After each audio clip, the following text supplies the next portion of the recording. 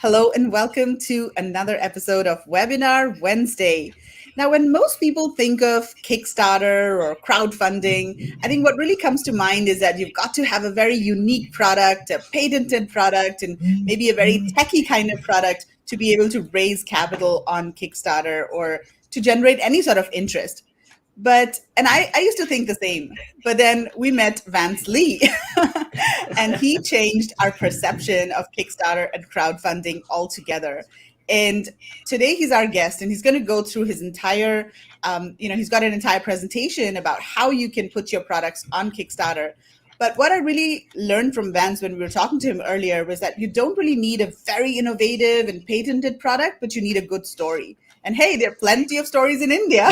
Yeah, definitely. So we thought this was perfect for people who are in India, who are sourcing products from India. So very, very exciting session today. And Vance has got tons of slides. He's going to go for about 45 minutes. And I'm sure there's going to be a lot of questions as well. And in fact, a lot of you have registered for this webinar. And we've got almost 100 questions before. And Vance has gone through all of the questions. He's going to address all of them. So Kevin and Mark, how excited are you about this presentation? Yeah, no, I think it's fantastic because I was like you and I just thought that was for, some genius who invented something, not, and I'm going back, oh, I should have done that with my products, like at the time you didn't realize, but I could have because there's things that, we've designed ourselves. So, it would have been nice to do, but a bit late now. Yeah, maybe for your next product. Really looking forward to this one, Magla. I mean, I know we've spoken to Vance in the past, and we know people who have actually, sort of been doing stuff with him.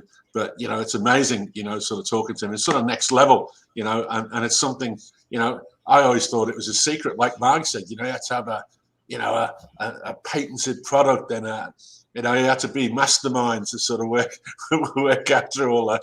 But, talking to Vance, it's a process and it's, they're very smart guys, Exactly. Excellent. Also, just before we bring Vance on, just a quick reminder that we've got a couple of workshops coming up. So first of all, we've got Product Discovery Bootcamp with Tim Jordan that's starting next week.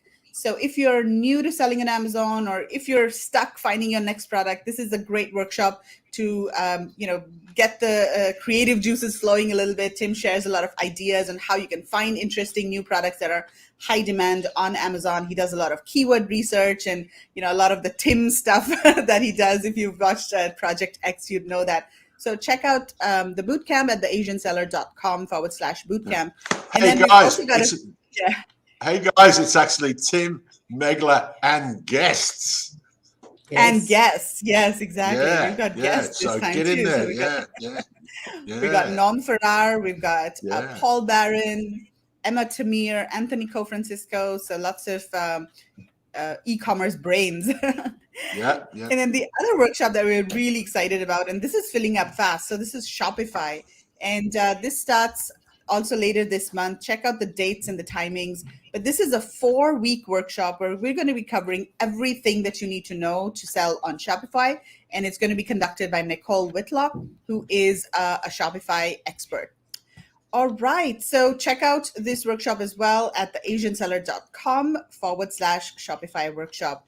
And what's really great about this workshop is that Nicole is going to be providing a step-by-step blueprint of how you can set up your Shopify website. And by the end of the second session, you will be able to set up your own website. So she's going to give you instructions that, okay, step 1, do this, step 2, do this, and you can follow along and set up your workshop at your shop, your Shopify website at the same time. So very interesting and very different kind of workshop. So definitely check this out. And if you're watching today, Nicole, keep battling on, keep getting well. We've seen you on the weekend when you did a little video that say you're getting your full strength back. I'll get well soon from all of us. Yeah, she's getting better. Cool. All right, so let's get started with our show, and I'm going to invite Vance Lee on screen. Hello, Vance. Good morning. Good morning. I'm excited to be here finally to do this. This is super exciting. Great to see you again, Vance. Welcome to the show, mate. Thank you. So where in the world are you joining us from? I'm in Bali right now. I've been here for quite a while during the whole pandemic and quarantine, so I've kind of been here the entire time, which is a really, really lucky place to be. But yeah, it's been Tough enjoying my life. time here. Yeah, it's a hard life. But somebody's got to do it. Someone's got to do it. That's right. Yeah, there's always someone got to do it, isn't there? On the beach. Yeah. Exactly. All right, so Vance, you've got a great presentation lined up, and we've got Victor here. Hi, Victor. How are you doing? So Victor is in your G'day, Victor. mastermind as well. Yeah, there's quite a few people that we know, and including people from your group as well, and US Sourcing Group, that are part of our program as well. So really excited to share a little bit about what they've been learning about, and kind of bring the latest in crowdfunding to everybody watching today. Yeah, fantastic. So Vance, do you want to quickly just tell people about yourself, your background? You also work with a couple of partners, right, at Playground Theory? Yeah. So, I mean, I started as an Amazon seller, just a really, really brief background. I started as an Amazon seller back in 2015, still sell on Amazon, but since then explored a lot of different types of paths of launching products. I sell on Shopify, I sell on third-party retailers, I do wholesale, and crowdfunding is one of those things that kind of led me into a lot of these opportunities. So that's why I'm really excited to share more about it. And that's a little bit about me in a nutshell.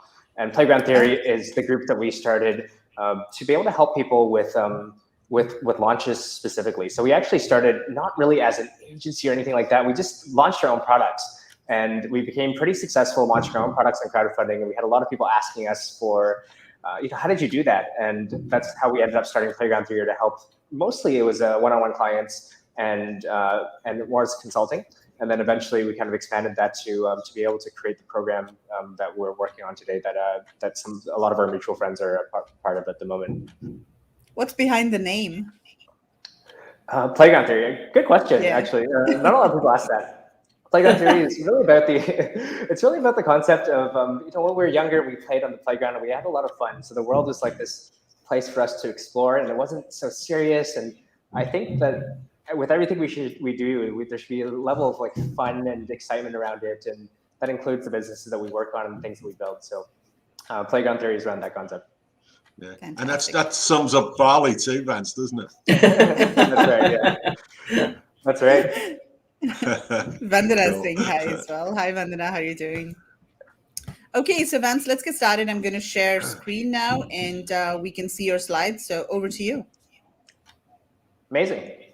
So today's presentation, we're going to be talking about the pre-order launch strategy that I've used to launch a lot of products, not only for myself, but with a lot of people that we've worked with as a part of our group Playground Theory as well. So really the idea is around being able to execute a profitable launch and use a pre-order model to be able to get pre-orders and cash before you invest in ordering and inventory. So and there's a lot of other benefits that we'll talk about. And one of them is being able to build a diversified brand that's going to allow you to grow off of, Amazon's great, but to be able to grow off of Amazon and be able to get other revenue streams and other things that are going to really help you with the long-term growth of your business. So I've told you a little bit about myself already. Just really quickly, began ecom in 2015 after being in the 9-to-5 world for a really long time, and it came after a trip that inspired me to really get going on building my own business. Since then, I've made a lot of mistakes. In that second year of FBA, I lost about $150,000 launching failed products, and just had a lot of challenges and experimented a lot, failed a lot, and in the process discovered crowdfunding, which one of the platforms is Kickstarter, that I'll tell you more about in a few moments. And that eventually led to us raising over about $7 million in successful launches, with two of my personal launches ranking #1 funded in their niches, and the top 1% of crowdfunding projects of all time. So that's kind of the journey I went through before being able to get here. So let's talk about what the reality of e-commerce is looking like nowadays. So we know through experience, and a lot of you can relate to a lot of these things on this slide, launches are increasingly more challenging. Either they're more costly, more risky, lots and lots more competition with a lot of these competitors with big budgets. Because of this, profit margins are going down, and it's leading to challenges with getting enough cash that allows us to quickly scale our businesses, or even scale at all. And a lot of people are asking, how can we build a sustainable brand that is going to be able to allow us to have this on multiple channels or generate different revenue streams that isn't going to be at the mercy of Amazon if something happens to our account or somehow Amazon decides to change the rules. And really, that's what we're going to be talking about today. So we have two goals. The first goal is to understand why crowdfunding, aka Kickstarter, is the only way to launch that allows you to build your brand without investing in inventory first. And yes, the most common question I get is, does this replace Amazon? Does this replace Shopify? No, it doesn't. This is just the launch platform that allows you to launch first, and then you can move and scale to whatever platform of your choice. So that's the first goal. The second one is to talk about our process or our system called the Launch Accelerator Blueprint. And this is the only strategy that we have to be able to build a community of ready-to-buy fans who's going to support your launches and your brand before the actual launch itself. So this is how we're going to prepare and make sure that we actually have people that are ready to buy by the time you're ready to launch. So those are our two goals. Who's this for, and who does this work for? Well, really, it works for anyone that's really looking to build and grow your physical products business. So the strategy really applies for people that are looking to build a long-term business, something that's profitable over time, and that has the option for exit, because building a strong brand allows you to have those opportunities to really create a lot of value, and this leads to higher valuation for your business. If you're a beginner, and if you haven't launched a product, or you've only launched very few products, this is a really proven strategy that allows you to build the foundations for having a strong brand. If you've launched a handful of products, you're very experienced, or you're a veteran already, what we found is that people in this category, this is a really interesting alternative approach for launching that allows you to be more profitable, that eliminates a lot of risk, and also allows you to build sustainable foundations for your brand going forward. So this works for really anybody, but the idea is that if you're applying this strategy, this is really for people that are looking to build something sustainable, rather than to do a quick flip and make a quick dollar and not really look forward to building a long-term sustainable brand. So one of the first questions I get is usually, who does this work for? So I'm going to show you a few examples of products that are that really work for Kickstarter. We'll have a few later on that actually I've kind of selected to kind of show that products from India can actually do really well as well. And the idea is to show that you don't really need to be a pro, like Megla mentioned earlier, to invent anything that's like a genius product. So this is an example of a company that's called Ferris Wheel Press. They were a really small stationery brand in Canada, and they really just wanted to start selling online and building a brand. So no background in e-commerce or e-commerce experience at all. They launched on Kickstarter. They launched 3 campaigns within less than about 2 years. And within that, they raised about $400K from those campaigns, and they gained about 3,000 customers or fans, and this allowed them to build a really strong foundation for the brand. From there, they grew a massive social media following, over 60,000 followers on Instagram, lots of followers on Facebook, and had a lot of people starting to create what we call user-generated content, so YouTube videos and stuff that's just reviewing the products, and this allowed them to really build a solid foundation for a brand. And what happened afterwards? So these guys made a massive name for themselves in the stationery niche, which is a really competitive niche for products that are just fairly private label oriented or just kind of like brand oriented. They are right now seeing about 50,000 monthly followers on their website. So this is traffic to their their Shopify store, and lots of people are carrying their products on their third-party stores. So people are picking up their products and deciding to sell on their stores. Another example is a company called Fly by Jing that we worked with. She's a female solo entrepreneur. She's a chef, but just had this idea about launching a hot sauce. No e-commerce background either. And she came to us and we suggested crowdfunding. So she launched a single campaign that raised about $120,000 for hot sauce. And in the process, gained a lot of fans and built a solid foundation for the brand, because a lot of people started talking about this campaign because it did pretty well for a hot sauce that usually just sells at the bottom aisle of your grocery store. After that, she built a massive cult following for her product and her brand. She launched a few more products afterwards, and a massive following on Instagram. Lots of people talking about her product and brand everywhere. And really, eventually, she started selling on Amazon. Right now, she's doing over $150,000 a month on Amazon. She has 65,000 Shopify visitors a month, and she's launched to something that was really, really kind of really rare for a product like in this category.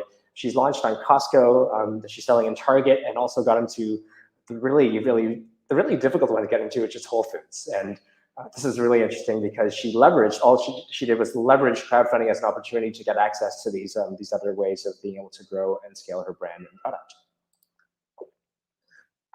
Excuse me. So how are you going to get the most value from today? We're going to dive right into the content. This is going to be broken down into two parts. The first part is understanding Kickstarter and why this model is really going to forever change your launches. And the second part is we're going to go through the process of our 6-figure Kickstarter launch blueprint, which is what we call the lab. And stay until the end, keep your questions. I know I have a whole bunch of questions from you already, but if you have any questions that come up in the presentation, write them down, save them for the end, and we'll answer as many of them as we can. And at the end, we're going to also give you, if you're launching a product anytime soon or thinking about launching a product, there's going to be a really cool gift that's going to be a good opportunity for you to help you with your launch. So stay until the end if you're able to. And the way that I found that the most beneficial is to take advantage of the next 45 minutes is just to think about how what you're watching can apply to what you're working on. So the question I'd ask is, how can this apply to my next launch? And with that perspective, that's really going to make a big difference in how you internalize this information, how you're going to get value from it. So let's start with the first part.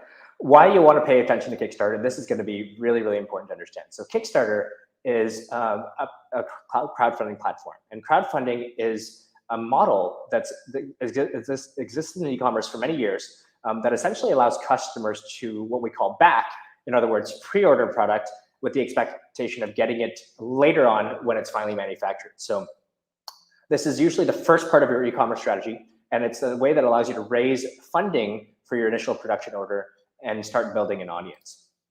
So Kickstarter is the main platform that we're working with. There's also Indiegogo. So these are the two main platforms, really, really big players in the space, and a lot of funding is raised to these platforms, considering it's only for launches. So these are campaigns that I'll explain that actually are limited time in a second.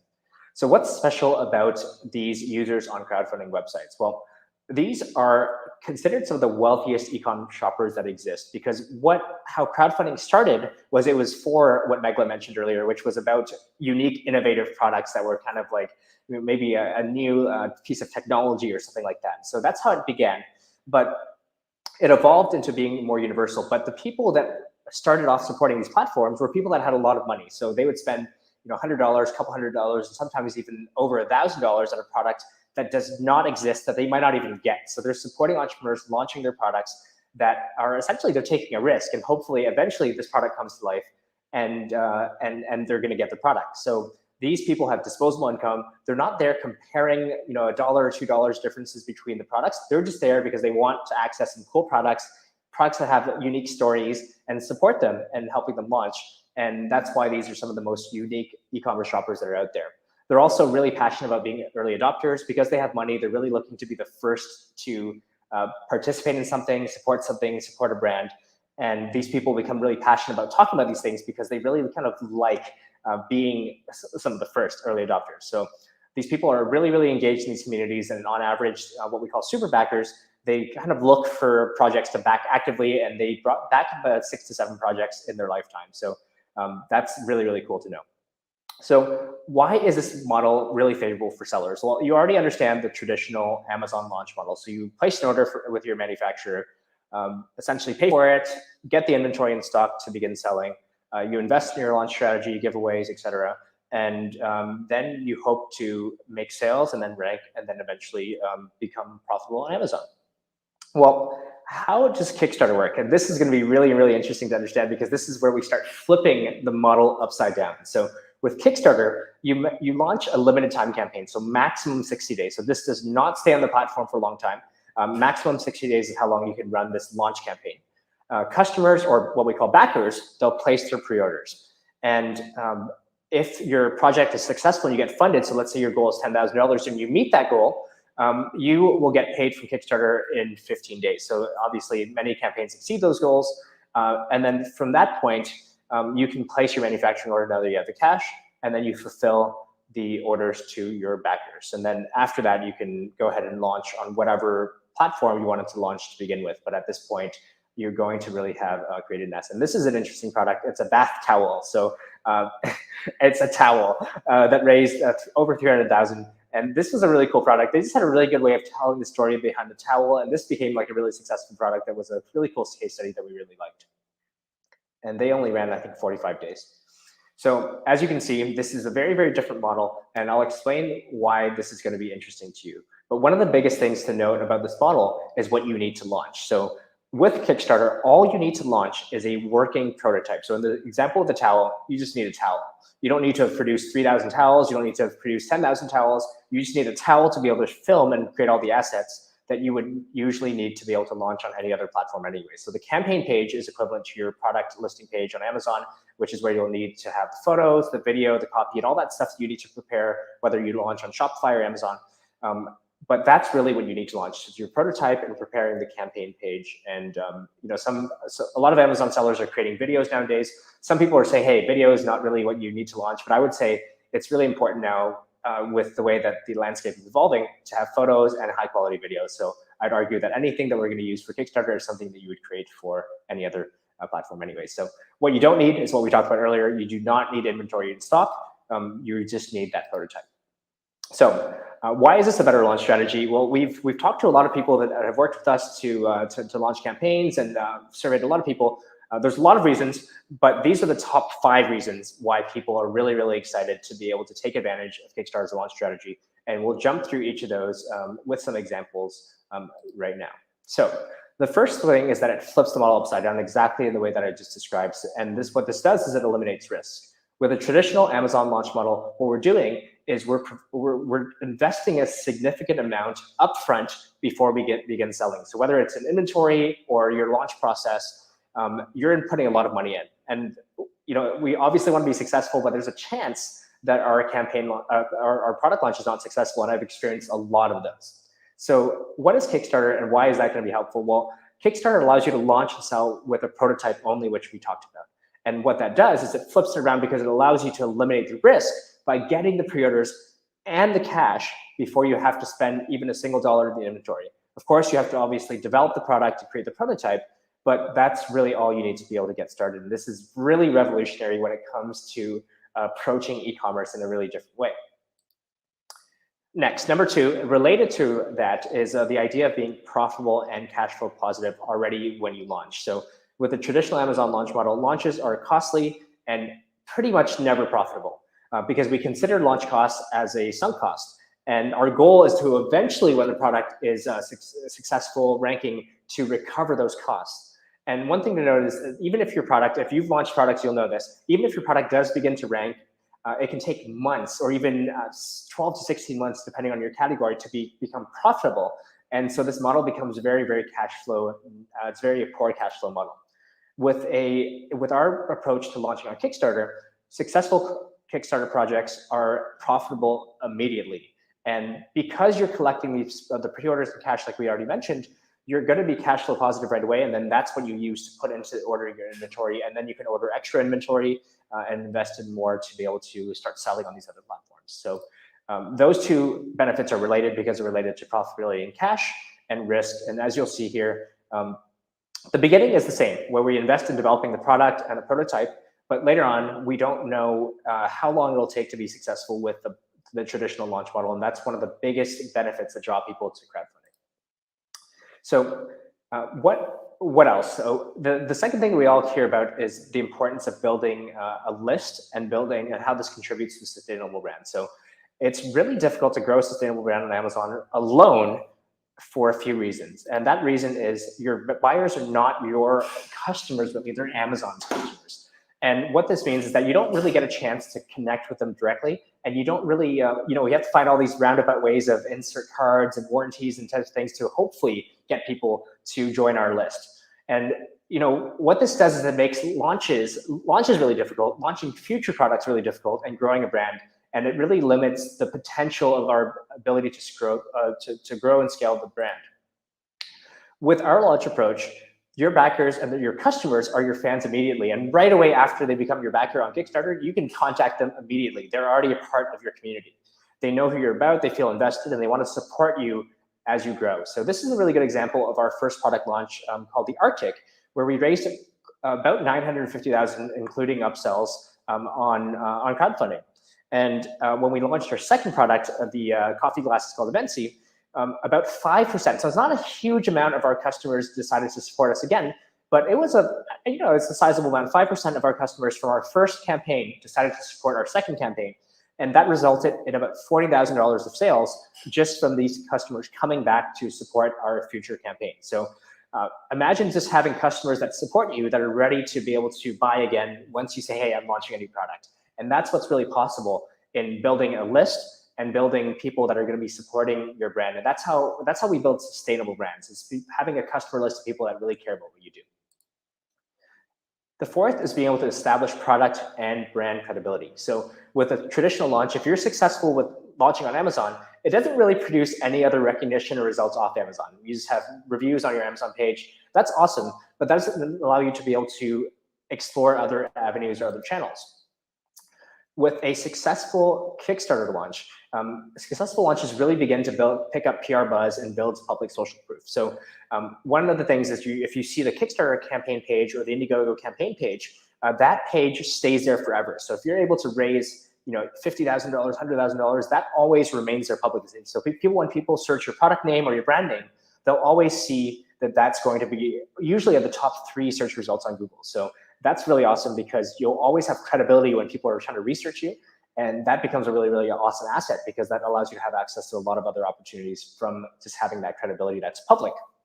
At the same time, if you're successful, a lot of people will start writing about you, start sharing about you. And that's what really happened with our first campaign, when people really got excited about our Arctic cold brew maker.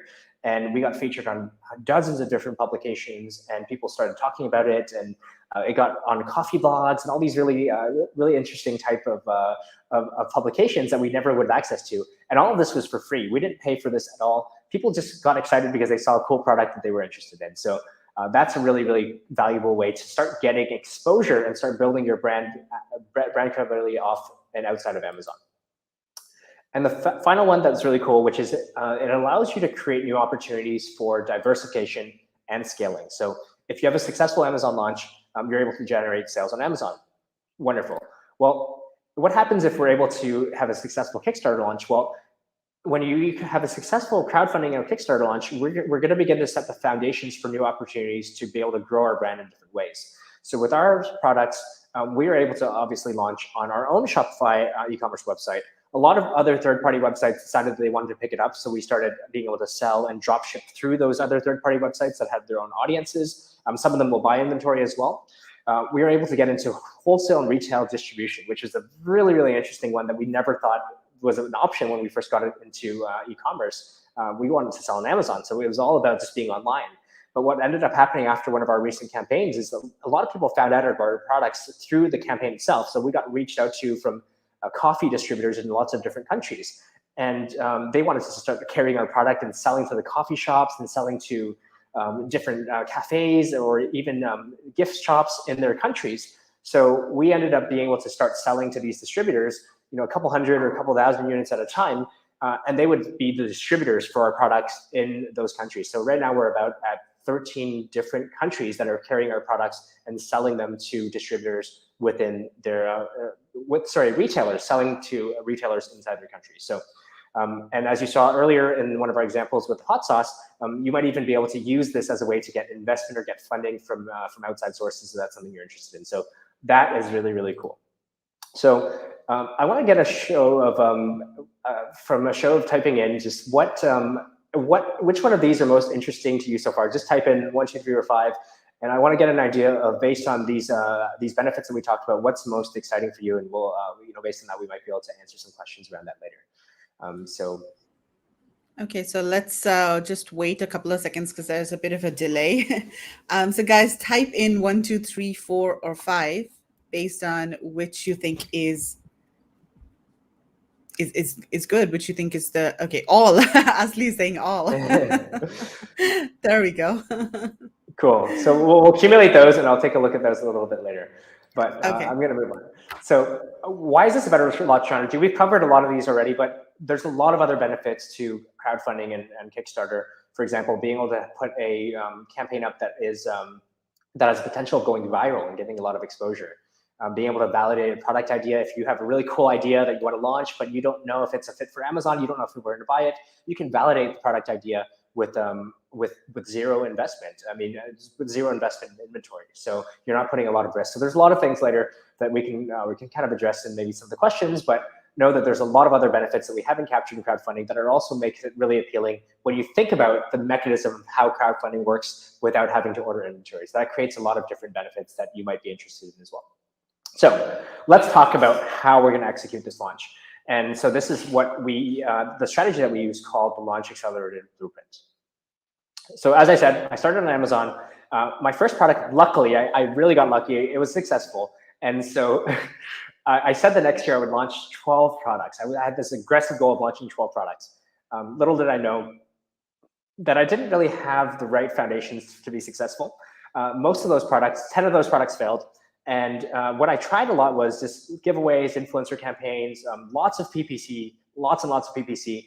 But my main issues were not being able to have a reliable launch strategy that allowed me to be cash flow positive, because I'm not heavily funded. I don't have a lot of cash as an entrepreneur. So having cash flow is really important. So I didn't have a strategy that allowed me to do that.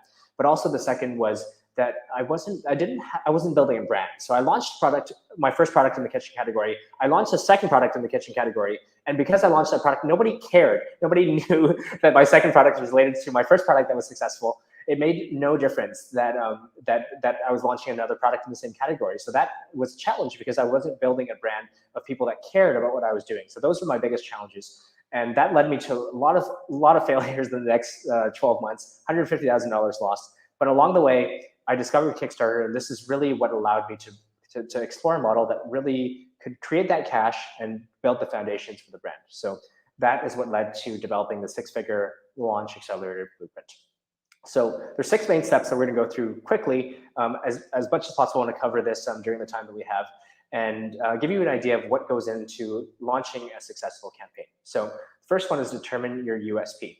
And USP is really about identifying the hook that's going to get people interested in your product. So it could be anything that we'll talk about a few different ways to do this. But one thing is important to know that you don't have to reinvent the wheel. It doesn't have to be something that's brand new. It doesn't have to be anything that's never existed before. It just really needs to have a unique angle, or what we call position of the product. And this is an example of a product that I was researching when I first wanted to launch on Amazon, is this cocktail shaker. So these guys just really did a good job at presenting this high-end cocktail shaker experience, and they raised about $470,000 on their Kickstarter launch. And this is by no means a unique product. So I won't go into these examples now, but know that this is really possible in all types of niches. Apparel, there's the notebooks that do well, wallets, there's makeup. So in the beauty category, there's things that do well. Outdoors, anything in the kitchen category. So any product that you can imagine, home decor, anything that you can imagine can really do well on Kickstarter. You just have to have the right angle. So how we're going to do this is we make use of what we call edges. So there's 3 different levels, level 1, 2, 3, and it increases in difficulty in terms of what you have to do to the product itself.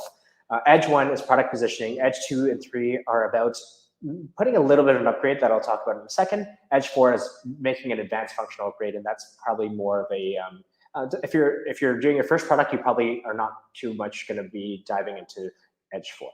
So what we're going to do is we're going to look at product positioning first. So that's edge number 1. So product positioning is essentially being able to change the way that you present the product concept or idea.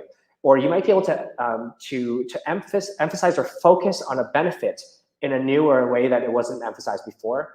Or you might be able to present the same or similar product to a completely different audience, and I'll have examples for this. And a lot of these are examples of things that you could make in India, and I chose these examples specifically for that reason. So this is a travel packing cube. So this is another category that I was really interested in when I wanted to launch on Amazon. There's dozens of these pages of this on Amazon. So what these guys did was they focused they had a 2-compartment travel packing cube, which was not new. But what they chose to do is they focused on this element of being able to use the 2 compartments for fresh clothes and dirty clothes. And they focused on saving you space. So 40% more space that's available in your luggage for making use of the product. Again, not a new product.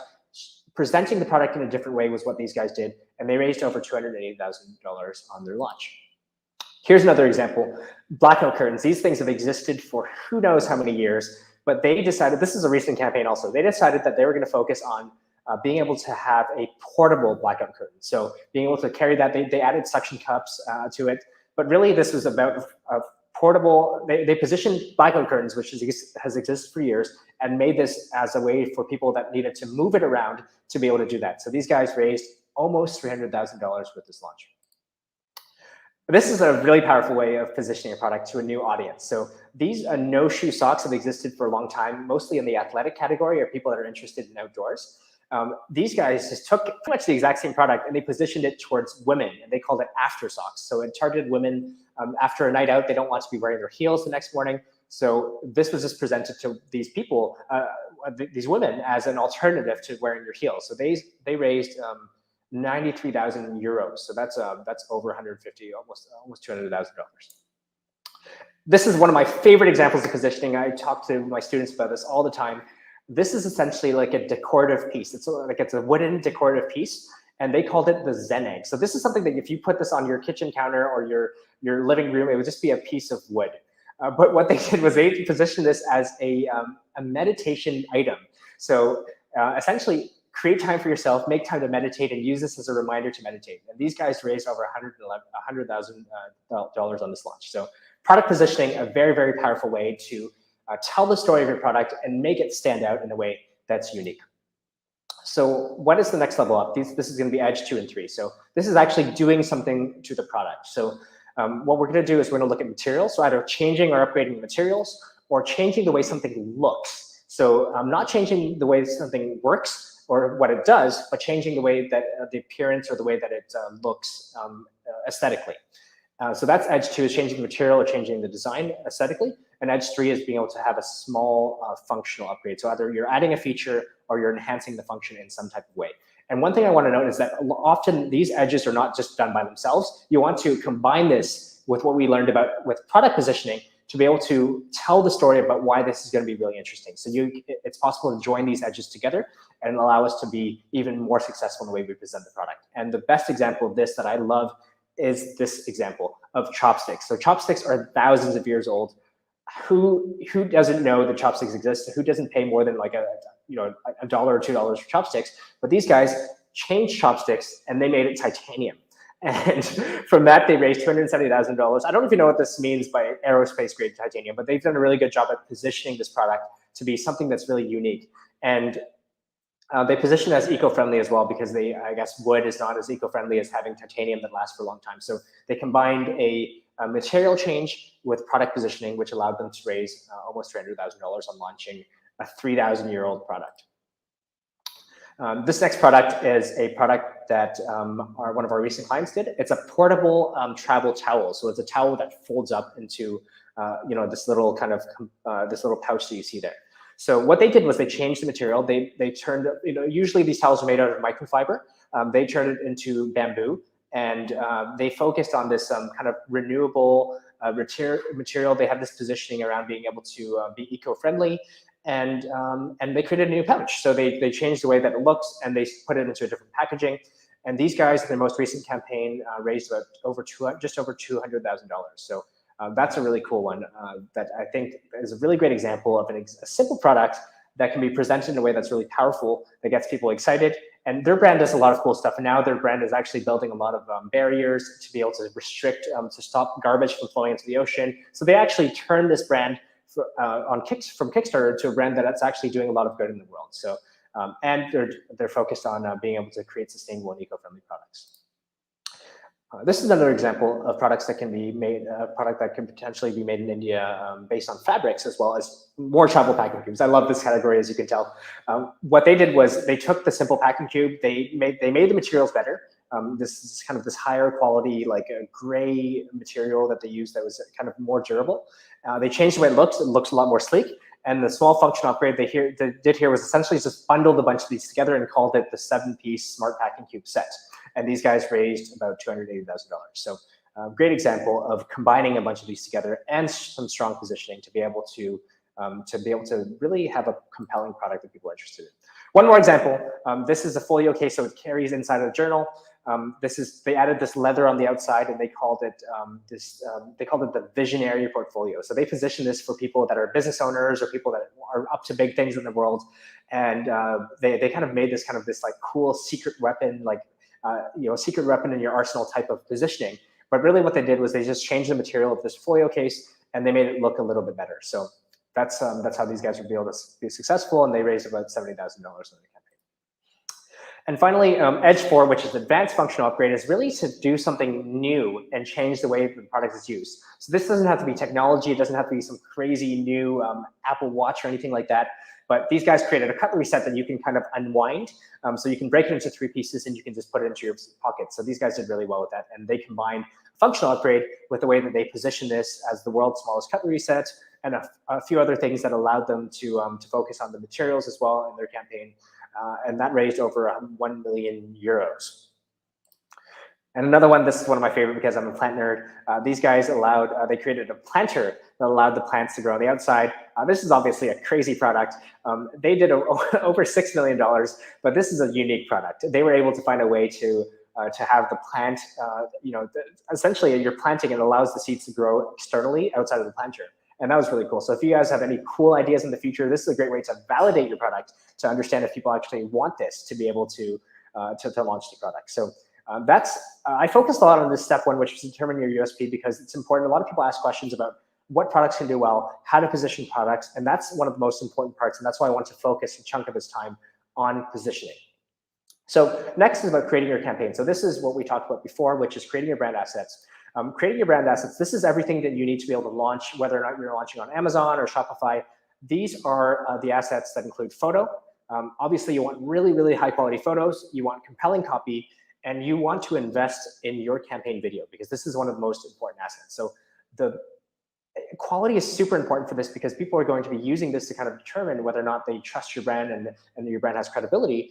And it's also important because once you invest in this, this becomes your asset forever. So you can use this on your ads, you can use this on your other e-commerce channels, you can use this on your social media. If publications are asking for assets, you can send them your videos. And this is really important because a lot of people don't look at investing in their assets, their media assets as assets. They see them as a cost.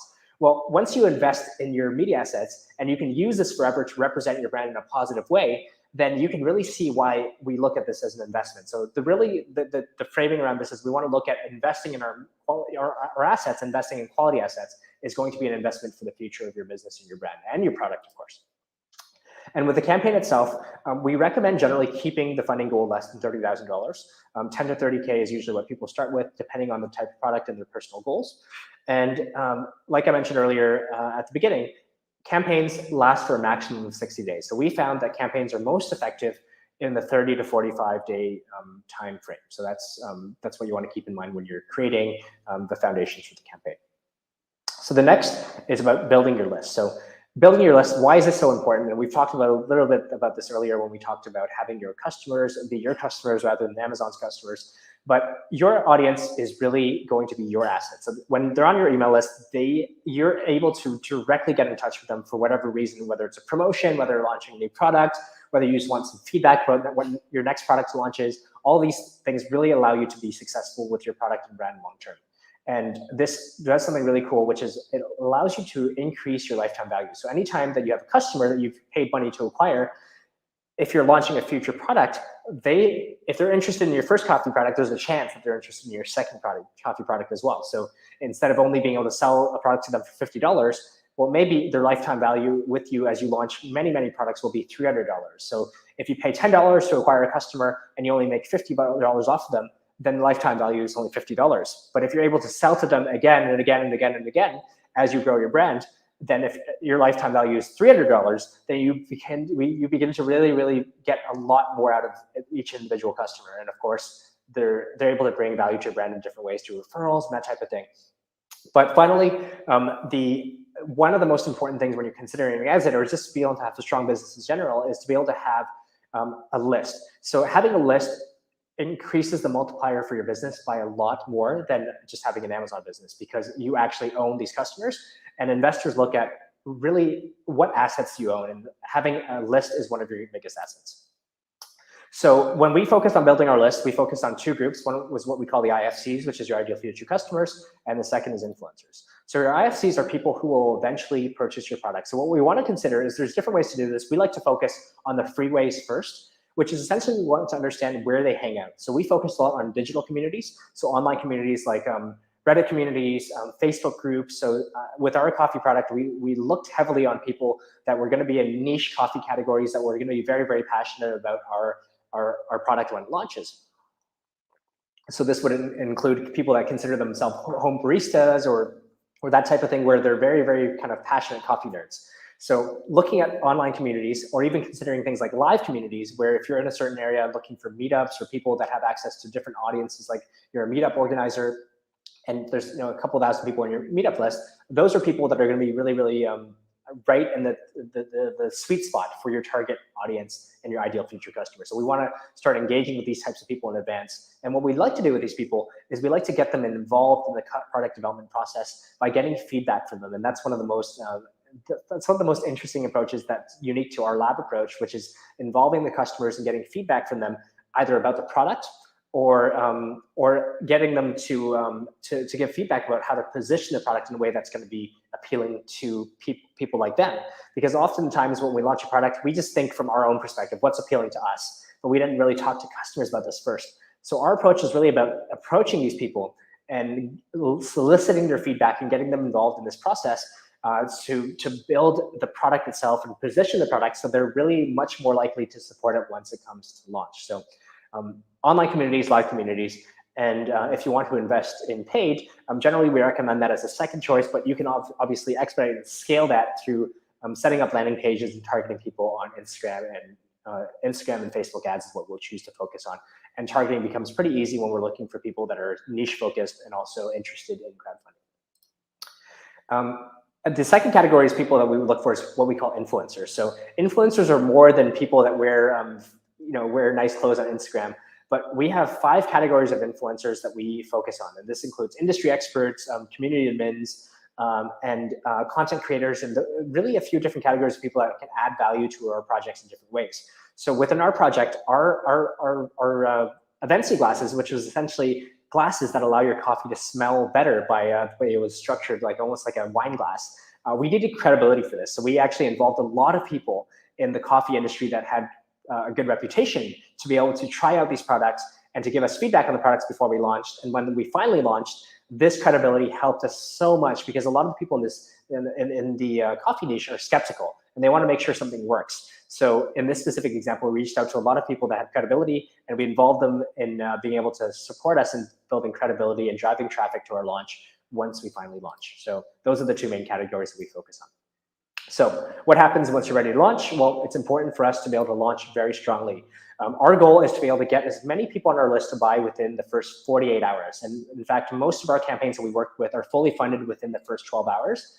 And that's our goal because that allows us to kickstart the Kickstarter algorithm in a way that's similar to the Amazon algorithm, but it's in a shorter time frame where if we're successful and we get funded in a short period of time, our Kickstarter says, hey, let's pay attention to this product. This is something that's really important to pay attention to. So next is when you're launching, you want to take advantage of PR as much as possible to be able to drive external traffic to the campaign while you're live. So our campaigns get a lot of external public press because we reach out to them in advance or we reach out during the campaign to see if they're interested in supporting us. And the last thing is leverage our community. So as soon as people purchase your product, they become a part of your community and you can contact them right away. So what we do is we leverage them right away to be able to share, to refer their friends and family who are interested in the same product category. We run contests with them and we engage them in a lot of different ways. And this is just an example of how engaged our community was in our first campaign. So we had about 3,000 or 3,100 backers at that time. We sent out a survey that said, what types of, tell us about you, tell us what products you like to see in the coffee world. And within 2 weeks, we had 2,000 responses, 2,400 responses in a very short period of time. So that shows how engaged these customers are and how valuable they're going to be in your community. So leverage those people to be able to build and get more momentum for your campaign. Next, obviously, you want to, once you get paid by Kickstarter, it's 15 days after the campaign, you want to place your order. We have a strategy where we move over to Indiegogo next, where you can actually start continuing to sell pre-orders. And that allows you to essentially be able to make more money. And usually we see that our clients that move over from Kickstarter to Indiegogo see another 20 to 100% of additional sales on Indiegogo. So we raised 220 on Kickstarter, and we raised about almost another 100 on Indiegogo. And then, of course, now these are your customers, so you're going to want to fulfill and deliver to your backers and fulfill your promise. And the last one is, this is one of the most important parts after the campaign. So it's not about running the campaign itself, although that's extremely important. A huge portion of our focus is about how can we make use of the success of the campaign to establish a brand that's going to be sustainable. So what we usually focus on after the campaign is we focus on things that allow us to get social credibility. So we call this user-generated content, so UGC, which is getting unboxing videos, getting reviews and testimonials, and this is going to be used on our website, on ads, and our emails and all that kind of stuff later on. So, and of course, afterwards, you want to engage your customers because these people are going to be passionate about your brand. Engage them to get them involved in maybe coming up with a new product idea, or get them involved in creating content like we mentioned before, but really getting them involved. Our second product was as a result of getting feedback from customers that purchased our first product. So that's why we built something that we knew our customers were going to want. So let's talk about some case studies of people that were able to successfully make use of this model. So the first one is Peak Design. These guys are kind of like the LeBron James, if you watch basketball, or Wayne Gretzky hockey. They're like the best example of people making use of Kickstarter to be able to grow and leverage a brand. This is one guy in a basement who had an idea for a camera accessory. And over time, he launched 10 campaigns. So he, on average, launches one campaign every single year. And through these campaigns, he's raised a total of over $30 million. And through this, he's built a powerhouse brand. So you can see his campaigns growing over time, where he's raised, he started from a couple $100,000 to millions of dollars being raised. And he expanded to travel accessories and more camera accessories, to eventually one of his most recent projects was raised $12 million. And these are traditionally categories that only really, really big brands like Sony and these like camera accessory companies can only imagine to grow. And he started as one guy in his basement, launched campaign after campaign, and continued to grow his audience, built his fans, and that's how he was able to grow his community to this size. Afterwards, he sells on Amazon. Admittedly, he's not super invested in Amazon because he has such a strong brand. He mostly focuses on his own website, and he has global distribution. He has thousands of camera accessory stores around the world that are carrying this product. So as of late, his revenue was about 60 to 70 million, according to an interview he was on in 2019. And he has a crazy amount of organic traffic to his website every single month. Over 700,000 visitors. That's an insane amount of traffic. So that's an example of kind of like the most extreme success case that we can see. Better Back was another example. They built a back accessory, 3 campaigns, almost $3 million, 47,000 fans, and they use this to get on a show called Shark Tank, or if you're in UK or Canada, it's called Dragon's Den, and they raised funding with one of the sharks there. And they expanded to a lot of third-party retail websites, and started selling on TV as well. And that's what they did with their campaign. And I don't want you to think that most campaigns need to raise a lot of money. This was an example of a company that raised about $40,000 and only had about 800 backers. And what they did was that they scaled to Amazon, they scaled to their own Shopify website and third-party retailers. And they grew to a 20-person team, and as of early this year, they were doing at least 200,000 on Amazon and 200,000 off Amazon on their third-party retail channels. So that's it. I mean, I want to get a feeling for where you guys are at right now. Are you feeling excited? Are you feeling a little bit overwhelmed because we talked about a lot? How are we feeling right now? Wow, I am feeling excited. I think this is just so incredible. I mean, it seems like there's such a good opportunity, and I mean, things like towels, right? I mean, you could really run a Kickstarter campaign for something as simple as a towel or chopsticks. So that's, I think, what's really exciting for me, because my perception with Kickstarter crowdfunding has always been it's got to be a revolutionary product that's patented and never seen before. But yeah, so this is very exciting. Oksana saying overwhelmed. This is a lot of information. I mean, this is 60 minutes, so I'm doing the best I can to get it all in there so you guys have an overview of what this looks like. Would you be okay if I shared a little bit about the bonuses that we had and talk about the opportunity as well that we might be able to explore, and then go into Q&A? Yes, let's do that. Yeah. Okay, amazing. So bonuses and Q&A. So thank you for sticking around. I know it's late. Depending on where you are, you might be late. So this is hopefully delivering a lot of value for you guys, or at least enough value for you to stick around until this point.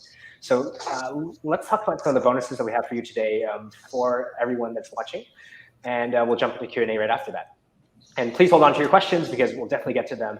And we might go a little bit over time to do the Q&A, but if this is giving value, please stick around because I think the Q&A will help a lot. So bonus number one is what we call the Launch Hacker resources. So this is, the link will be out there in a second. And I'll tell you exactly how to get access to it. But really, it's a 3-part training video series, and you're going to get a few guides here. So this is 100% free. We have a few videos that we give an overview about the model and certain mistakes to avoid. And you'll get what we call our Multiplier launch guide. And there's a few checklists in there that'll help you with understanding what it takes to prepare for launch. So this is, I'll share the link in a second. But that's 100% free. You'll just have to go to the link that I provide, and that's going to give you a bit of an intro on what it looks like to work with crowdfunding.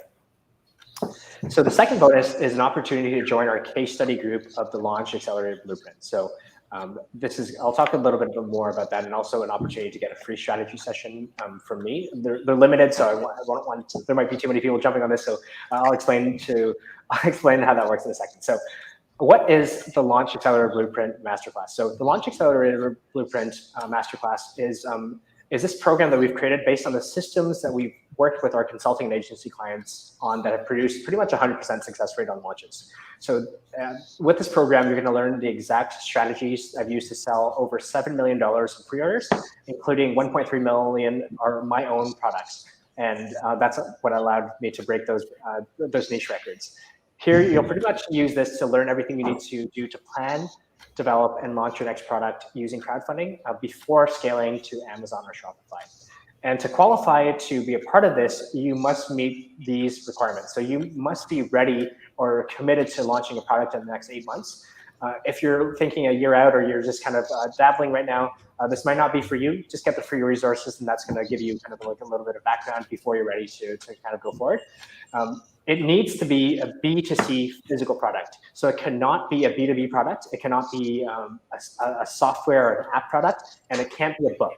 B2C is what we specialize in, and it has to be a physical product because that really is what works well on Kickstarter. So, and you really have to be motivated to grow your ecom and physical products business. So this has to be what you want to do, and we're looking for people that are really passionate and really excited to grow their business and to grow brands behind those businesses. So that's what the Lab Masterclass is about. So what is the case study program? Well, really, essentially, at this point, we're looking for a few people to work with over the next few months to create successful case studies before our initial launch. So the outcome of the program is simple. So it depends on where you're at. We want to take you from idea to launch. So if you have an idea, amazing. If you're already working on a product that you have a prototype for, you're about to launch, amazing. If you're really excited about a certain category, you have some ideas, this works for you too, because we've had a few people join our initial pilots and they came in with a certain idea, and because of this, because of our process of going through, they've actually refined their idea or changed their idea to something that they are more excited about. So if you have an interest in the product category, that completely works as well. So our goal with the program is really simple. We want to prepare you to sell $30,000 to $50,000 of pre-orders for your next launch, and through this process, establish the foundations for your brand by building a community of ready-to-buy customers who will support your product and your launch. And the link is going to come up in a second, but we're accepting a maximum 12 hackers. We call launch hackers as part of this program, because really we want to keep the community small, and we want to make sure that you're going to get the most possible value for this. So that's if you're sure. We'll send the link in a second. But if you're not 100% sure, if you want to find out if Kickstarter is the right strategy for you, for the India sourcing group, I'm offering 8 free strategy sessions that we normally charge a little bit for. And the idea is that we want to explore together if this model is the right strategy for you and your business. Same requirements as before. You need to be launching a product in the next 8 months, and it needs to be a B2C consumer product. I really want to find out if you're a fit here through these sessions. I'm not trying to get you involved in this not a fit, because we want to produce successful case studies. So if you're not a fit, I'm going to let you know. If it is a fit and you're interested, you'll have the opportunity to join our lab masterclass case study program along with the $2,000 scholarship. So here's how you're going to access these bonuses. So the bonus one is what we talked about earlier, the free training for Launch Hacker Resources. Bonus number 2 is where you get to apply to join the Launch Accelerator Blueprint Masterclass case study program, or to get a free strategy session if you're uncertain. So if you're certain, you can apply to join the program, you're ready to launch. If you're not, and you have some questions and you're not sure if it's the right fit, apply for this free strategy session. It's through the same button on the website. So here's the link right there, and maybe Megla, you can also throw up the simplified link if that's possible. You'll see 2 buttons. One is to access to apply and to join the masterclass, or to apply for the free strategy session. And the other one is to get the hacker resources. So note that if you apply and get bonus number 2, you'll also automatically get the Launch Hacker resources. You don't need to do both. You'll get everything. So if you go for bonus number 2, you'll get both. You'll get the other resources as well. So that's what it takes to access the bonuses. And Megla, were you able to throw that up there? Yes. So the short link is scrolling at the bottom of your screen, and I've also posted it in all of the comments. So wherever you're watching, YouTube, LinkedIn, Facebook, you should see a bit.ly link in the comments, and you click on that, and it'll take you to this page that Vance is showing over here. Amazing. So yeah, there's a bit.ly link, or you can just go to livemyplayground.com. So livemyplayground.com. /India sourcing, and that'll get you to that as well. Cool. So awesome. Thank you so much for watching, and let's jump into some questions. So this is really where I get the most excited to see what types of questions that you have. Let's take a look. Megla, do you want to? Okay, so you've been watching these questions. Do you want to just kind of toss over the questions to me? Would that work best? Yes, absolutely. So I've removed your screen now, so now we can see you. So let's just take a look at some of the comments first of all. It's so much more satisfying to invest in creating awesome assets rather than burning money on giveaways. Yeah, absolutely. Excited. This is an awesome strategy. Great presentation. I'll have to watch the replay. Hello, everyone. Hi, Trish. Hi, Trish. Let's just see. So guys, if you have any questions, type them in the comments, and we're also going to be taking some questions that you had sent in previously. So Victor says, all of the playground theory stuff is super high quality. Grab it. Yeah, get the free stuff at least. This is not for everybody, because not everybody has a really, really bright idea for a unique product. You do have to have somewhat of a unique product, but if it's just like if you just want to get the free resources and look at those, do that as well. Love the way you classify the different edges. Yeah, absolutely. Yeah. Cool. It's a great presentation. Thanks, Vance.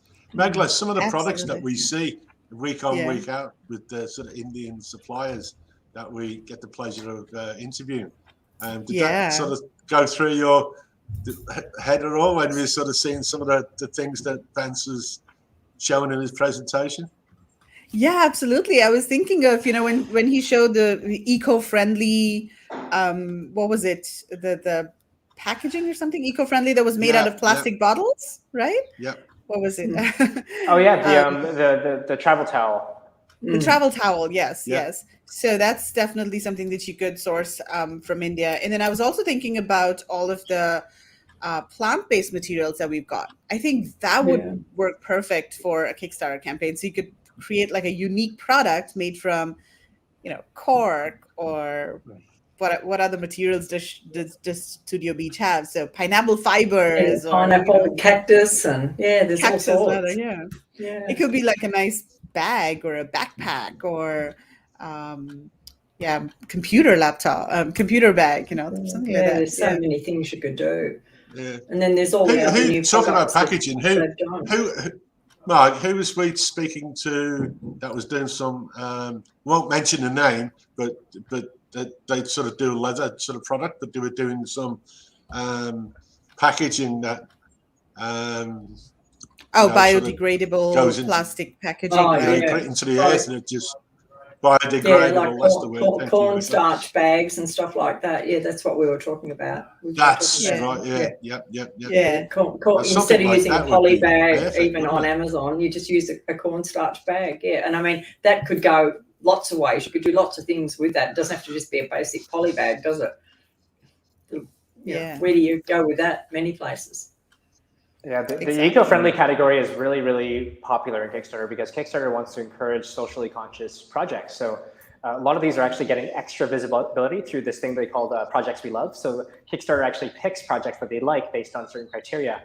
And one of the most important criteria nowadays is about eco-friendliness, fair working conditions, like being able to be artisan made, like things like that, that I think really apply to products that are being sourced in India, that make it really interesting to have interesting stories. And they love those types of products that are kind of supporting the environment, supporting people that are disadvantaged, things like that. That's a really, really cool category on Kickstarter that does really well. So a lot of these products that we've talked about can fall into that category, especially from sourcing from India as well. Yeah. Cool. So let's take some questions now. Simone is asking, should you have 5 products around your main product to apply for the Kickstarter program? Great question. No, you don't need to. You just need to be working on your next product. So let's focus on one product before we get 5 products. This might be a good way for us to move towards getting 5 products, and this is really exciting that you're thinking ahead. A lot of people start Kickstarter as their first product of the brand that they're really passionate to launch. So the towel example that we've been talking about with the Eco Bamboo Towel, they started their first project was actually the version 1 of their towel. So they launched a towel first. They did not have a brand before. They tried to sell a bunch of different products on Amazon, were not successful. They launched this product and did about a little bit over 100,000 on Kickstarter, and they used this to build their initial audience, and that allowed them to launch their second product, which is essentially was just an improvement of their first product, and that raised 200,000. Was the example that we saw that we were just talking about right now. So focus on launching your first product, and this is going to shape the foundation for your brand is going to look like. And then you can look at launching more products. So my advice would be think about a category that you can be passionate about, that you're going to be working on in this business for the next handful of years, couple years, 5 years, maybe even 10 years, and set that as the foundation for thinking about what types of products that you'd like to launch. So, but focus on the first product. And it's amazing that you're thinking about a few products, but let's focus on the first one. And first one is enough to apply. And that's what we start with, is we'll focus on working on building your first product. Vance, just a question. Should you actually, once you start thinking of that product, start working on a patent or something on this because it's going sort of out before it's started, or you don't worry about that? Do you always patent everything? That's a great question. It depends on the type of product that you have. And if you think that it's something that is fairly unique and you want to patent it, for example, with the towels, you're probably not going to be able to patent that. It just doesn't really... maybe for a design patent, but it's like not really likely that it makes sense. But if you're just doing something like designing the coffee glass that we did, we applied for a patent for that. So what usually happens is we design, like in most cases, utility patents are pretty challenging. So design patent is just protecting the way that it looks, and that's a really simple patent to get generally compared to the utility patent. And this actually becomes a marketing thing for you. So you can say patent pending, and it actually makes the product sound a lot more appealing. So if you're interested in investing in it and you want to protect your idea, then you can apply for the patent. But in many cases, like a lot of the apparel products or a lot of the textile products, they don't apply for patents because they're not really they're not solving any type of new problem in a way that's like a different use case. So it doesn't qualify for the utility patent. Okay, we got lots of questions here. So Victor, first of all, is saying vegan leather goods are popular on Kickstarter. So guys, if you are really interested in this category, we've got an amazing supplier that does a lot of different types of vegan materials. I mean, we don't want to call them leather, even though people do say, call them leather, but it's basically plant-based materials. And if anyone's interested in exploring that further, we can connect you to the supplier that does these products. I think that's amazing, is to work on these different materials as well, because being able to change the material is one of the most interesting things about, it's like you can take a bag and just make it from, like you said, maybe pineapple leather or something like that. And that becomes a really unique angle to market the product, because now it's no longer a bag, it's a vegan leather bag that's made from pineapples. And then the bag is like secondary. It becomes this really unique selling point that it doesn't take a lot of effort. So if you have access to people that are producing interesting materials and and things like that, you can just apply those materials to a fairly normal product, and that allows you to have a unique selling proposition that is just very, very powerful in a way that is that's how a lot of Kickstarter projects stand out, is it's changed the material with that second edge that we talked about, right? Wow. Yeah, we have plenty of such suppliers. I mean, that's what we do all day long. Just look for unique products in India. That's what Kevin does. That was my point before. It's a marketer's dream. Some of the people we meet along the way. It's just exactly fantastic. Okay, for brand and product credibility, would it be best if we already have a few products on sale before doing a Kickstarter? 100% not necessary.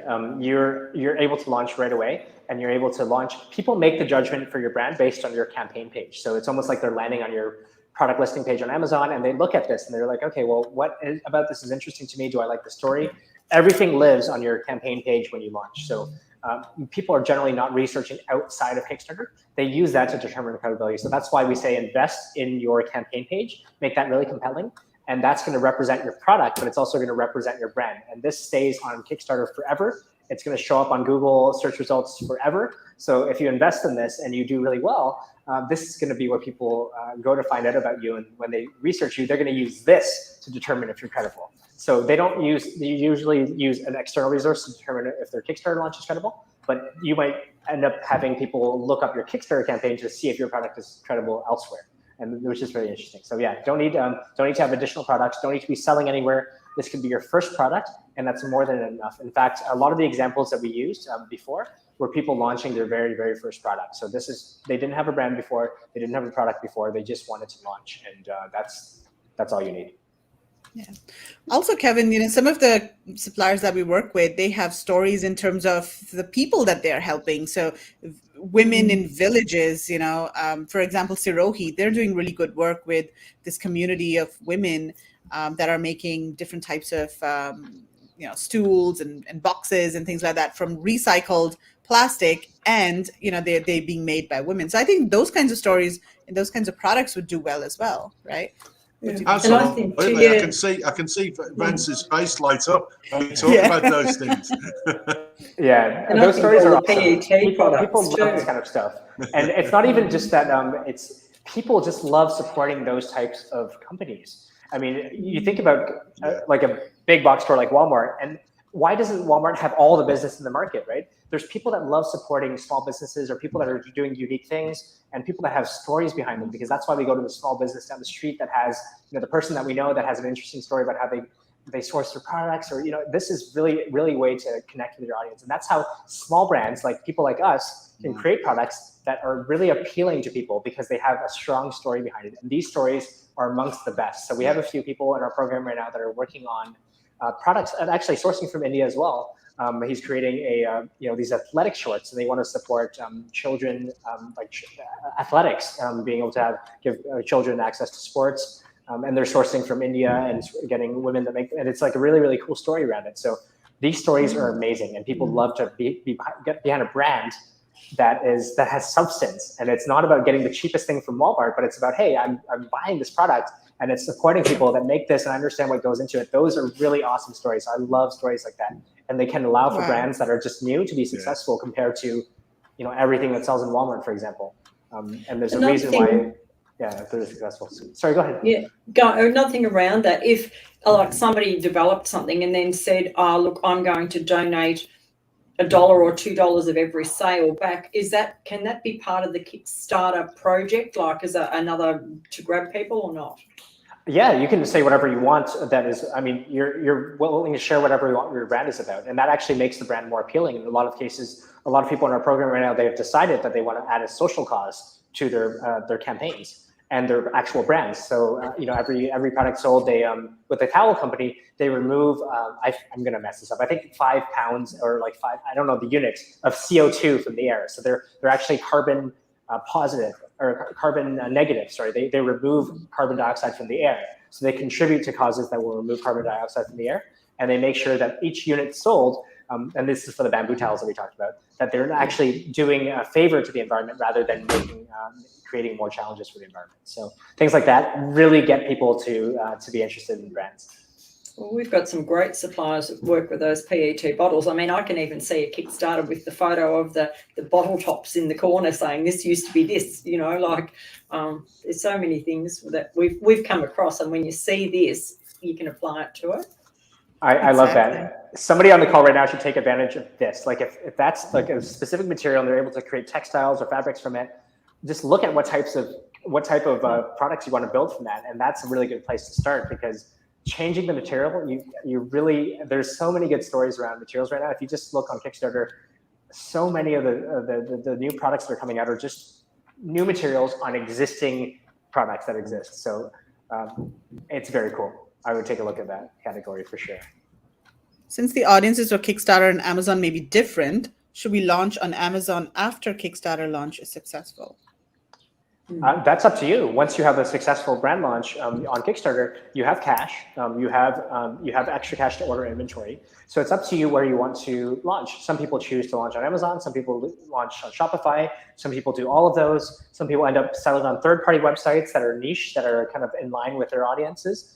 But if you have a product that does well on Amazon that has search volume, why not launch on Amazon? Unless there's a reason logistically why you don't want to do it. If people like the product, launch on Amazon, and if there's enough search volume, then it just gives you another channel to be successful as well.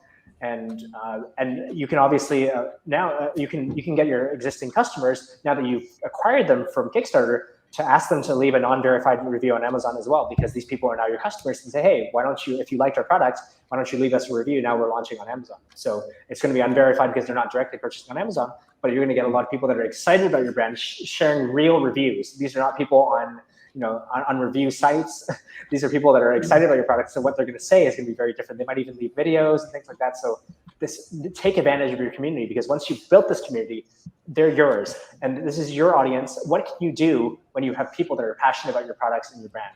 And this is the paradigm that we want to start thinking in, because this allows us to have a lot more access to new possibilities. Like we mentioned earlier, they can leave reviews for you. They can create content for you. They can do reviews, unboxing videos for you.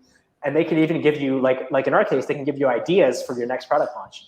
And take advantage of your communities, essentially. Launch on Amazon if there's a fit for that. So sorry, I went on a tangent, but essentially launch on Amazon if there's search volume, and that makes sense for your strategy.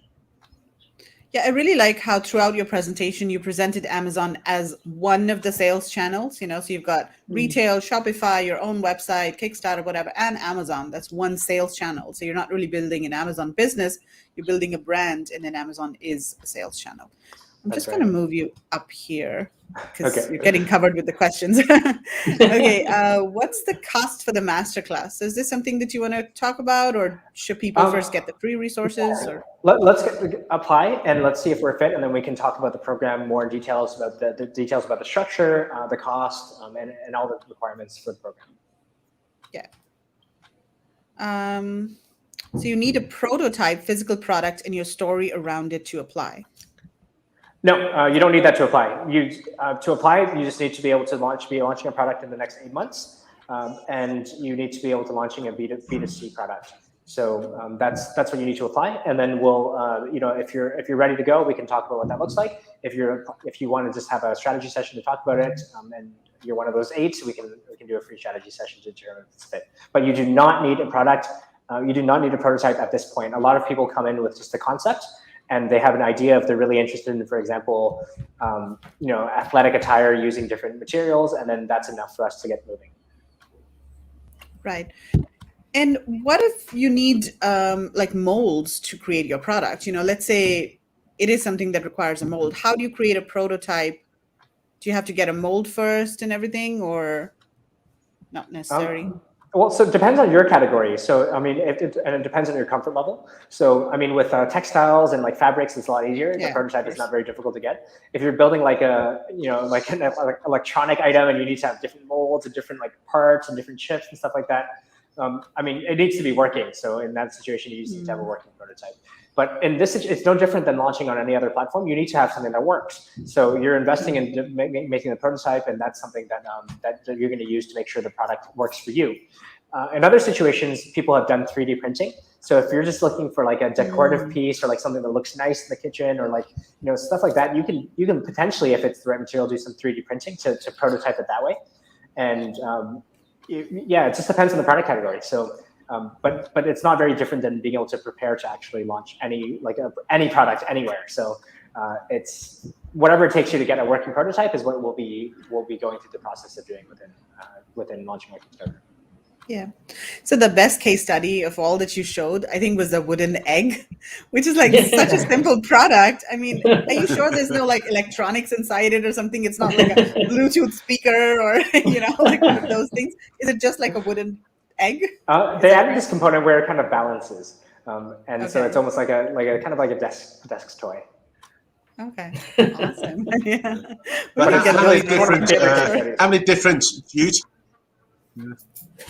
how many different jute products would fit into those categories that Vance is talking about? Jute, right? Yeah, jute. Yeah, jute, exactly. yeah. That's really good. Jute. Very There's a lot of things in jute. Yeah. Does the free resources on your website have details on best practices on creating awareness of your Kickstarter campaign? Example, Facebook marketing, landing pages, etc.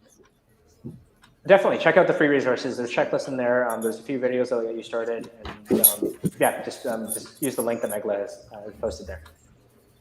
Okay, so the barrier to entry is low, which means there's more competition. What are some of the challenges there, and how do you deal with competition copycats? I believe this question refers to the barriers to entry to launch on Kickstarter. Yes. Okay, so if that's the case, I'll answer just based on that context. So the barrier to entry is low, but in terms of being able to, when you need to launch, but a lot of people are not willing to invest in this. Well, first of all, not a lot of people consider this as a launch option. They really look at like a lot of the programs out there, or a lot of the strategies focused on launching on Amazon and Shopify. So those have really kind of captured the, or drop shipping. So those have really captured the most like attention in the e-commerce world. So crowdfunding has really been kind of this really not so mainstream approach of launching. So people don't really know about it. But the second thing is people don't see this as like a get rich quick. So like they have to look into investing into the assets and creating these types of things. And a lot of people, when they look at launching on Amazon, they say, okay, well, I can quickly do this. Let me source the product really quickly. Here's a process for it. They know the process and they do it very quickly to be able to launch immediately. And they hope that they can get the ROI in a way that makes sense in a short period of time. With Kickstarter, you're playing a little bit of a longer game. So it's a little bit less appealing for a lot of people because not everybody's going to raise $100,000 or like $500,000. Some people raise maybe $20,000 or $30,000. And that might not be appealing to a lot of people. They say, hey, why don't I just launch on Amazon? And I don't want to put into the work to make the videos and that type of thing.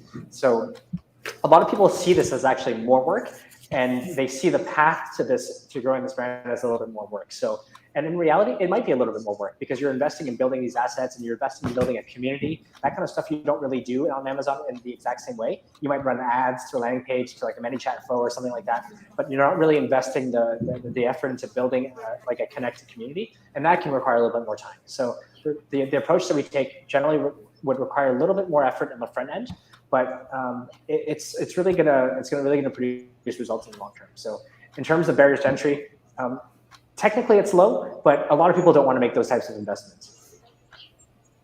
Right. So Victor's saying you need to bring your best self to this program. Yeah, I mean, Victor, let us know. I mean, I don't know, how far are you through the program, and how's it been so far for you? So Jean is saying very insightful, learned a lot. Yes. So Vance, we had a lot of questions from people who had registered. So I'm just going to look through some of the questions. And this one was from Jenny. How to gather fans when not losing rank on Kickstarter? When not losing rank on Kickstarter. I'm not sure I quite understand the question. We do a lot of our community development before the campaign. So the idea is to start building that community and people that are passionate before the Kickstarter begins. So that when the Kickstarter begins, that's how we're going to get our spike of people interested. So it's not by accident. People are going to already be interested in the product. So when you launch, that's where we see that spike on the first 12 to 24 hours. Why do most Kickstarter campaigns fail? I mean, what are the reasons that campaigns fail? Most campaigns fail because people think that this is like the kind of like this stubborn entrepreneur mindset. It's like they think that if they launch it and it's a good idea, people will come. And they think that if it's a great idea and I put it out there, people are just going to go out of their way to give me money to buy it. And this is obviously not going to be the case. I mean, even if you have an amazing idea And we've seen a lot of successful, unsuccessful campaigns that have amazing products. You need to build that community, and you need to invest the effort before the campaign. So this is the effort that a lot of people are not willing to put into. That it's not necessarily a financial investment. It can be a very, as Victor knows, it's a time and effort investment. So the biggest reason that people fail is that they don't build momentum in the first 24 hours of the campaign. And the momentum is built by the work that you put in before the campaign, by investing and building the effort, using your effort to build a community and people that are excited about your product by the time you launch. So that is the biggest reason why people fail. Interesting. So let's see. So Victor's saying, awesome program so far. I'm about 1/3 through. Okay, cool. Victor's amazing. He's doing amazing right now. So we're really excited to see his product launch. And Victor's product is from India. So we're super excited about that. I think so. Yeah. Victor, is your product from India, the one that you're thinking about for Kickstarter? It is. It is, right? Yeah. Okay, let's just see. Mark, Kevin, do you have any more questions? I'm just going through the questions over here. I think you've covered mostly everything. I think it was pretty well covered. I mean, Vince did an awesome presentation there with very sort of clear sort of points. I think it was great. Absolutely. Yeah, I think most of the questions are about, strategies and everything. You've covered everything over here. So pretty good. Guys, any last questions for Vince before we let him go? And I'm going to sleep on this and reach out. So get the free resources first. Take a look at that, and you can also talk to some of the people who've been doing this. So Victor's been doing this. Chris Thomas is in your program as well. Yeah, and, Chris Thomas. The infamous Australian seller. Yes, he's in there as well. And then I think Payman too. He's in our community too. So awesome. So guys, definitely check this out. Get the free resources. Talk to Vince if you need to, and see if this is the right fit for you. If it's the right program for you, then consider signing up for their masterclass as well. All right, Vince, thank you so much for joining us today. Great information, wonderful presentation. No problem. Okay, thanks, Vance. Back out to that surf, eh? Back to the surf. Thank you so much. All right. Have an amazing day. Bye, Vance. Thanks, Dave. Bye-bye. So thanks a lot, everyone, for joining us today. And just another reminder that we've got a couple of workshops coming up. So first of all, we've got Product Discovery Bootcamp next week with Tim Jordan. And then we've got the Shopify workshop with Nicole Whitlock as well in a couple of weeks. So definitely check those out too. All right. And then we'll see you next week for another Webinar Wednesday. Bye. Bye. Bye, everyone.